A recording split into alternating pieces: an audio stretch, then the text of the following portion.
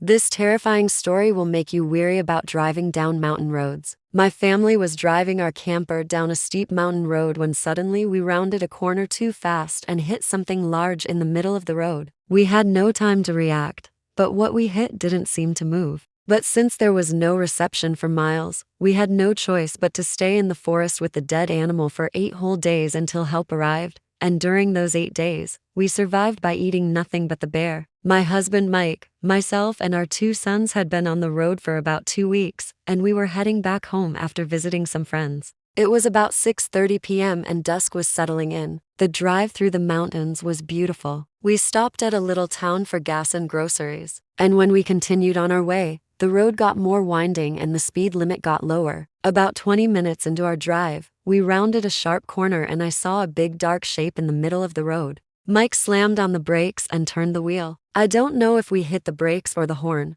but whatever that thing was didn't budge. Time seemed to slow down and everything went silent except for the crickets. Then there was a loud crunch and the sound of a heavy body hitting metal. Everything went silent again. And then our 2 boys started screaming. We got out of the camper cautiously and walked to the front to see what we had hit. I immediately burst into tears. It was a huge black bear. I didn't see any movement, but I couldn't get close enough to check because my anxiety was through the roof. Mike, being the level-headed one, started checking for a pulse and to see if it was breathing. He came back and told me it was dead. We walked around the camper to see where the damage was. The entire driver's side was crumpled in. Luckily, the propane tank in the kitchen had not punctured. We looked at each other in stunned silence. What do we do now? There was no cell service in this part of the mountain. We gathered some wood and made a fire and sat around it, talking about how lucky we were that none of us were hurt. At some point, I looked over and saw my older son digging into the bear with a stick. "Get away from there, honey," I said. "That's not food."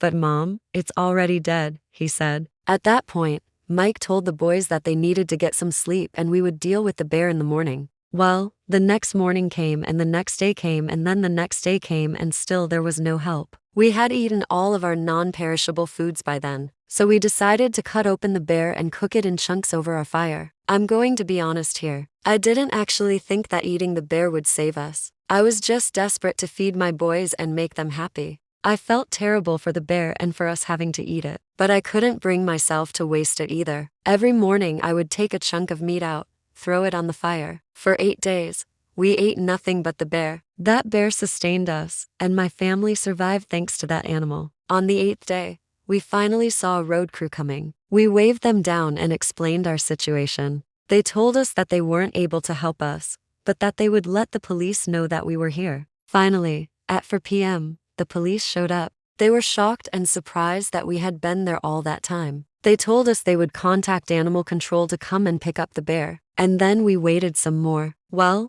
the sun was setting and the temperature was dropping. Finally, at 7:30 that night, animal control showed up. They said they had to wait for the police to finish their report before they could come and get the bear. I still have nightmares about that bear. And honestly, I've never been the same since. Some people might say that we should have left the bear alone. But you know what? Honestly, it was our only option. We had no choice but to eat it once we had nowhere else to turn to. Well, that is the end of today's story. Don't forget to like this video. Also, hit that subscribe button so you don't miss the next one. Thank you everyone. Have a great day.